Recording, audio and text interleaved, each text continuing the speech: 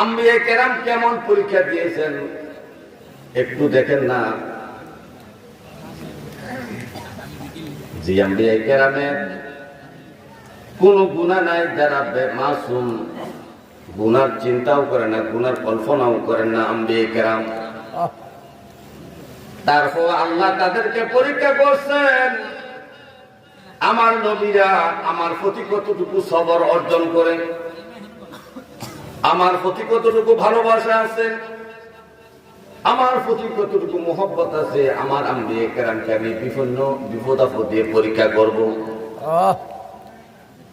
হযরত নূহ আলাইহিস সালামকে পরীক্ষা করেছেন তার উম্মত দিয়ে এবং তার বিবি দিয়ে। যেমন জাতির উপরে, যেমন জাতির কাছে নূহ নবীকে প্রেরণ করেছেন, যে নূহ নবী 950 বছর ইসলামের দাওয়াত দেওয়ার পরেও তারা ইসলাম গ্রহণ করলো না, সামান্য কিছু লোক ছাড়া। 950 বছর দাওয়াত দেওয়ার বিনিময়ে 80 থেকে 82 জন মুসলমান হয়েছে। নূহ আলাইহিস সালাম প্রতিদিন যেথায় যাইতেন, বাজারে যাইতেন, দোকানে যাইতেন, হাটে যাইতেন, যেথায় যাইতেন, যেখানে মানুষ দেখতেন, মানুষের সামনে সুন্দর দাঁড়ায় উনি বক্তৃতা দেওয়া শুরু করতেন, খুতবা দেওয়া শুরু করতেন, আল্লাহ ওয়াহদানিয়াতের পরিচয় দেওয়ার জন্য তাদের সামনে দাঁড়াইয়ে যাইতেন। অথচ এই জাতিরা এত খারাপ ছিল যে বাবা তার সন্তানকে ওসিয়ত করত, এ আমার সন্তান, আমাদের এলাকায় নূহ নামে একটা ব্যক্তি আছে, তার কাছে তোমরা যাইবা না, তার কথা তোমরা শুনবা না। এমন ভাবে ওসিয়ত বাবা তার সন্তানকে করে যেত, দাদা তার নাতিকে ওসিয়ত করে যেত। তারপর আল্লাহর নবী নূহ এই সমস্ত মানুষের কাছে 950 বছর ইসলামের দাওয়াত দিয়েছেন।